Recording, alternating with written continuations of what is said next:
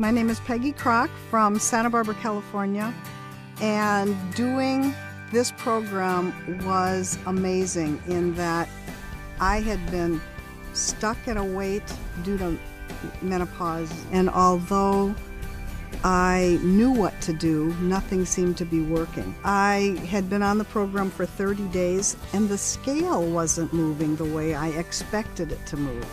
And I called Scott Schwartz. I said, Scott, I don't know what to do. This program isn't working for me. And he said, Peggy, have you taken your measurements?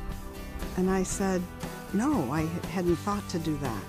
So I did, and when I realized that I dropped 2 inches off of my waist in just 30 days, that's when I had this aha moment. I thought, of course I should have known this, that I was really losing fat. I was shrinking. That is a really big deal to a person that's aging.